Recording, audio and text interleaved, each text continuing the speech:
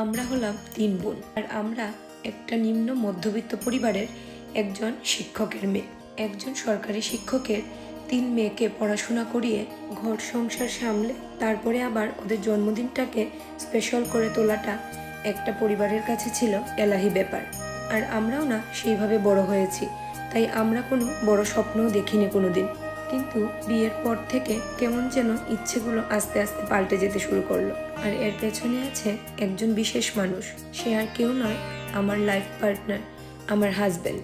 বিয়ের আগে এত একটা সুযোগ পাইনি আমার জন্মদিনটাকে স্পেশাল করে তোলার, কিন্তু বিয়ের পর থেকে কোনো বছরই সেইভাবে আমার জন্মদিনটাকে স্পেশাল করে তুলতে কোনো সুযোগই হাতছাড়া করেনি। প্রত্যেক বছরই কোনো না কোনো গিফট বা কোনো সারপ্রাইজ প্ল্যান করে রাখেন। এই বছরও না তার কোনো ব্যতিক্রম হয়নি। আর সব থেকে আনন্দের ব্যাপার হলো আমার কাছে, আমার এই ছোট্ট জীবনে আমার এই বছরের জন্মদিনটা ছিল বেস্ট জন্মদিন। গত বছর আমরা আমার জন্মদিনে গোয়াতে ঘুরতে গিয়েছিলাম, আর এই বছর গেলাম জম্পুইতে, তাও আবার ঠাকুর বাড়িতে।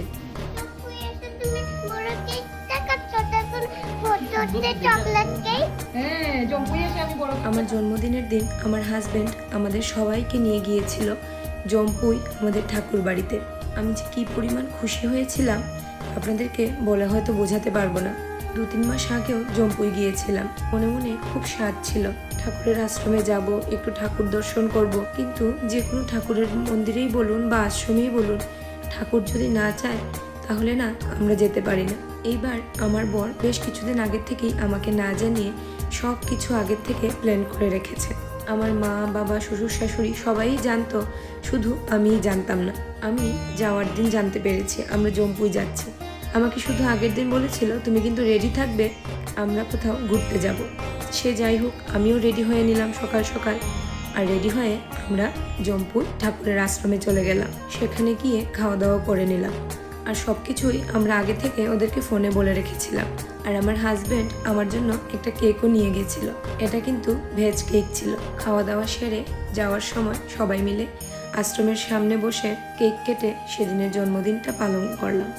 আমার শাশুড়ি মা আমার জন্য পায়েস বানিয়ে নিয়ে গিয়েছিলেন, আর আমার মা নিয়ে গিয়েছিল আমার জন্য সুজির পোলাও।